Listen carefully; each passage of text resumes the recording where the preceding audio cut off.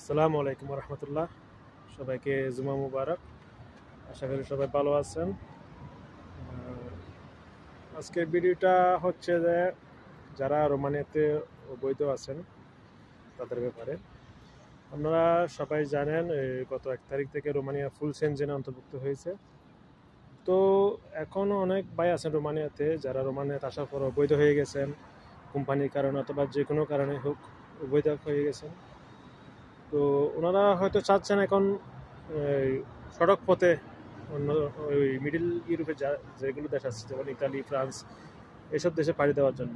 তো আমার পরামর্শ হচ্ছে যে ওনারা আপাতত এখন যাইয়েন না, কারণ এখানে একটু ধৈর্য ধরেন।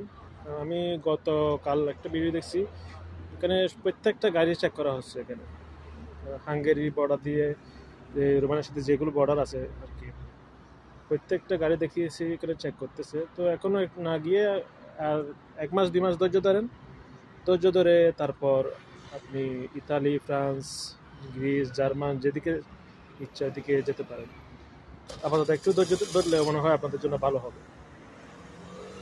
আমি যে ভিডিওটার কথা বলতেছিলাম ওই ভিডিওটা আমি এই ভিডিওর শেষের দিকে আমি অ্যাড করে দিব, আপনারাও দেখেন, দেখে যেটা ভালো মনে করেন। তো আমিও ভিডিও দেখে যা বুঝলাম, তো ওখানে ডকুমেন্ট চেক করতেছে গাড়িতে পুলিশ, বর্ডার মানে যেগুলো বর্ডার পুলিশ আছে ওগুলো চেক করতেছে, কারণ ওরা চাইতেছে যাতে এই দেশের থেকে বেশিরভাগ মানুষ যাতে মিডল ইউরোপের দিকে না যায়। তো যদি বেশিরভাগ শ্রমিক এখানে এসে যদি মিডল ইউরোপে পাড়ি জমায় তাহলে ওদের উপর একটা চাপ পড়বে, কারণ ওরা এখনও নতুন নতুন সেনজেনভুক্ত দেশ হয়েছে। এখানে অলরেডি আমি শুনছিলাম প্রায় 45,000 বাংলাদেশে আছে, তার মধ্যে মাত্র 5,000 কি 6,000 বাংলাদেশি এখন বর্তমানে রোমানিয়াতে আছে, আর সবাই মিডল ইউরোপের দিকে চলে গেছে। তো সেই জন্য 2-3 মাস অপেক্ষা করুন, 2-3 মাস অপেক্ষা করে দেখুন, যদি চেকিং মনে হয় স্বাভাবিক হয়ে যাবে, তারপর আপনারা পাড়ি দিতে পারবেন মিডল ইউরোপের যে কোনো দেশে।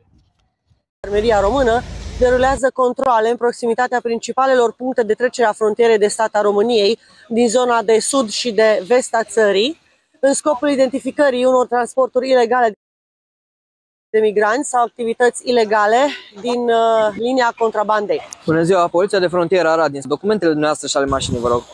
Așa cum am anunțat acum câteva zile, odată cu aderarea completă la spațiul Schengen, la toate punctele de frontieră cu specific rutier, dar și la cele de trecere a frontierei cu specific feroviar și portuar, a fost eliminat controlul de frontieră. Polițiștii de frontieră români au în continuare ca scop protecția cetățenilor și fac controle aleatorii și nesistematice pe căile de comunicație, de la frontiera internă sau în diverse noduri rutiere, așa cum se întâmplă acum. Mulțumesc frumos, călătorie plăcută. Au verificat actele și poate fi necesare, dar surprinzătoare pentru a doua zi, a treia zi de Schengen. Ne-au oprit pentru control, să vedem dacă sunt ceva ilegalități. Dacă nu ascundem nimic, nu avem ce ascunde, nu? Și pentru ce se întâmplă în zilele de azi, e ok. Mai sunt aleatorii, cum sunt aici în România și sunt și acolo. Au cerut buletinele și actele mașinii, scurte și e bine. Am vrut să oprim la benzinări să alimentăm și n-a tras pe dreapta să ne verifice. Sunt foarte bune. Numai pentru mine a fost foarte, foarte emoționat, de aceea vorbesc așa. Poliția română, Poliția de Frontieră